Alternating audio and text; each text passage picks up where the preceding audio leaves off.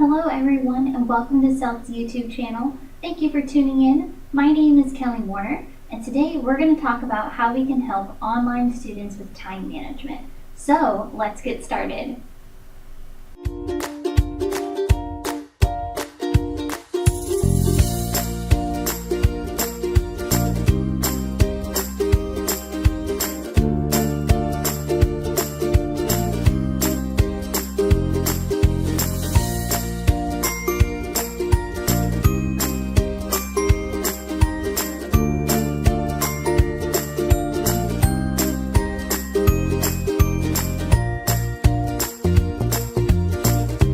During this video, I want to talk with you about how we can help online students with time management. Before we begin, we need to establish the role of the online instructor. Beyond delivering and communicating the content, the online instructor is a guide and a coach.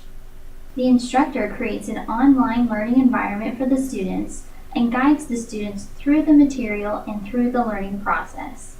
The instructor is an active participant and encourages the students throughout the semester. As such, the online instructor may be called upon to give or direct the students to the resources they need to be successful. Included in this is good time management, which is a must for online courses.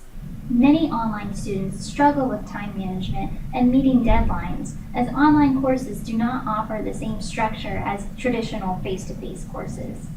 So today we're going to talk about ways that we can help our online students find and make time to complete their coursework. First, instructors must present their students with clear expectations up front about how much time they should expect to spend on this course. I would recommend in your syllabus giving students an average amount of time that they should expect to spend on various activities each week. For example, you can let them know that they are going to spend an average of 2 hours a week reading their textbook, an hour completing forums, and so on. If you need help with these calculations, please contact Celt and we would be happy to help you calculate those different activities and those times. Now, I know that you might be concerned that this may scare away your students and they may drop your course. However, it is imperative that we give students our clear expectations up front, so they will know what is expected of them and they will know what it's going to take for them to be successful in this course. Honestly, I think it would be better for a student to drop your class within that first week of school if they realize that they don't have the time and the energy to devote to your course to be successful, rather than having them hang on and end up failing the class because they didn't understand what it was going to take for them to be successful. By presenting your students with your expectations up front, they can allocate their time as needed. The first week of class, I would encourage you to encourage your students to complete a weekly planner. When I was an academic coach, this is something that I would do with my students at the beginning of each semester so they can budget their time. Think of this activity like a financial budget. When you create a budget, you take your income and you compare it with a list of your expenses, savings, retirement, or any other place that your money is going to go. Without a budget, you can easily get off track from reaching your financial goals. Similarly, students need to create a budget for how they're going to spend their time. There are 7 days in a week and 24 hours in a day. So our students have 168 hours each week that they can spend, and they have many different claims on their time. Without a budget, they can easily get off track and spend too much time hanging out with their friends or on social media instead of devoting time to complete their online coursework. When I completed this activity with students when I was an academic coach, I would have the students write down everything they're going to be doing that week, how they're going to be spending their time.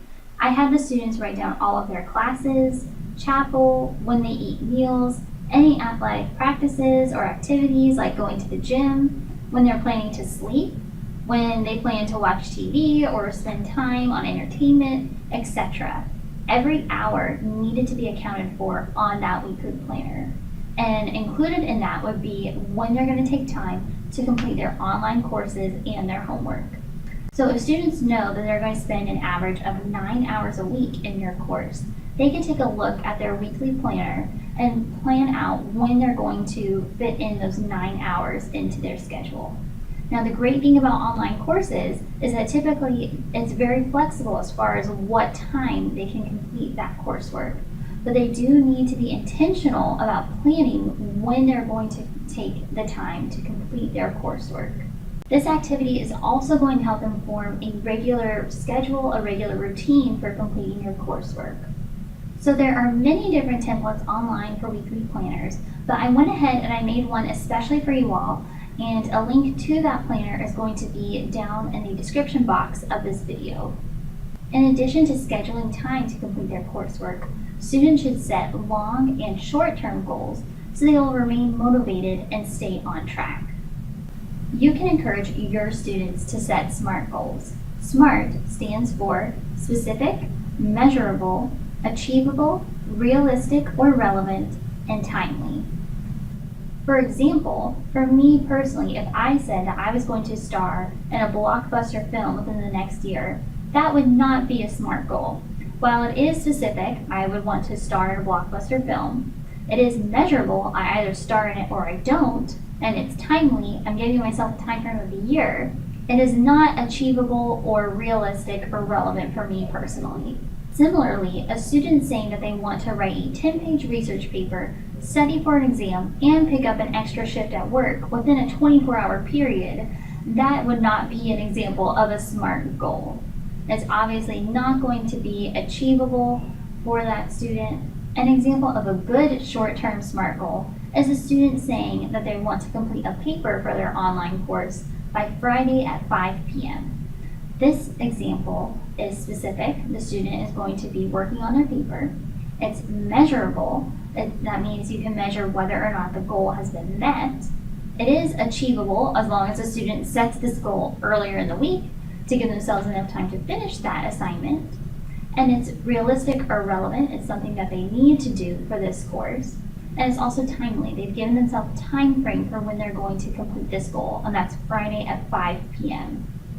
An example of a long-term SMART goal would be a student saying that they want to graduate with their bachelor's degree by the age of 25. So this goal is specific. They want to graduate with a bachelor's degree. It is measurable. They will be able to tell whether or not they have met this goal. It is achievable for the student depending on circumstances, and it is realistic or relevant for that student depending on, again, their circumstances. Also, it's timely, so they've given themselves a time frame. They want to do this by the time they're 25. I would encourage you to encourage your students to set both short and long-term SMART goals. Challenge them to consider what they would like to get out of this class. Help them make connections between the learning outcomes of this course and their own personal or professional goals. Help them make those connections so that they will remain motivated and stay on track. To learn more about teaching online, be sure to watch our videos and please subscribe to our channel by selecting the red subscribe button below. Thank you for watching and have a wonderful day.